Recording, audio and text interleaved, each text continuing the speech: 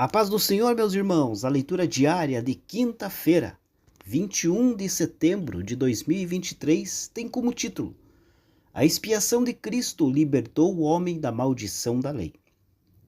Hoje temos dois textos bíblicos. O primeiro encontra-se em Gálatas, capítulo 3, versículo 13, que diz assim: Cristo nos resgatou da maldição da lei, fazendo-se maldição por nós, porque está escrito: Maldito todo aquele que for pendurado no madeiro. E também na carta de Paulo aos Colossenses, capítulo 1, versículo 13, que diz assim: Ele nos tirou da potestade das trevas e nos transportou para o reino do Filho do seu amor. Queridos, Deus fez o homem à sua imagem, e como Criador, tem aí o maior direito de estipular o procedimento correto para a sua criação. E isso ele fez na forma de leis destinadas para o nosso bem. O pior que podemos fazer, queridos, é violar a lei de Deus. A isso nós chamamos de pecado ou transgressão da lei. Os primeiros seres humanos transgrediram e a culpa deles evidenciou-se pela tentativa de se esconderem de Deus. A justiça exigia uma pena pelo pecado. A pena era a morte, a separação de Deus, manifestada pelo afastamento deles do jardim do Éden. O pecado, queridos, continua até hoje, desde aquele primeiro momento ali. O apóstolo Paulo resumiu a história e as consequências do pecado em Romanos, capítulo 5, versículo 12, que diz assim: Assim como por um só homem entrou o pecado no mundo, e pelo pecado a morte, assim também a morte passou a todos os homens, porque todos pecaram. Se morremos em nossos pecados, não podemos ir para onde Cristo está. Vemos então, queridos, que a necessidade suprema de todo homem é ter os pecados expiados para que receba o perdão dos pecados.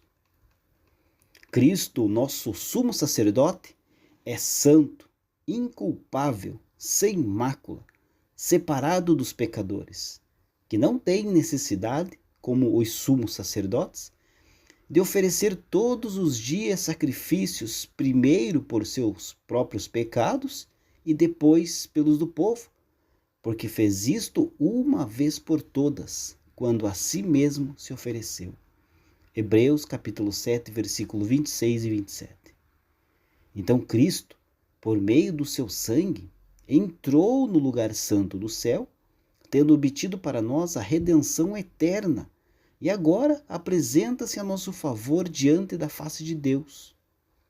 O resultado, queridos, da expiação é a nossa redenção pelo seu sangue, a remissão dos pecados. Na verdade, ele nos ama e pelo seu sangue nos libertou dos nossos pecados. Onde há remissão de pecados, já não há oferta pelo pecado, porque Cristo é a propiciação pelos nossos pecados, o meio pelo qual Deus se reconcilia ao homem pecador. O pecado é a transgressão da lei, e a justiça decreta que deve ser punido. Então Jesus levou o castigo em lugar daqueles que mereciam a punição, carregando ele mesmo em seu corpo, sobre o madeiro, os nossos pecados. Porque Deus nos amou, ele enviou então Jesus para ser a propiciação, ou o meio pela qual os nossos pecados podem ser perdoados. Seu sangue, o qual é capaz de expiar o pecado, vertido para a remissão desses pecados, passa a ter efeito quando somos batizados em nome de Cristo para a remissão dos pecados. Como está escrito: regozijemo-nos em Deus por nosso Senhor Jesus Cristo, por intermédio de quem recebemos agora a reconciliação ou a expiação. Romanos capítulo 5, versículo 11. Deus abençoe a sua vida e uma ótima quinta-feira a todos.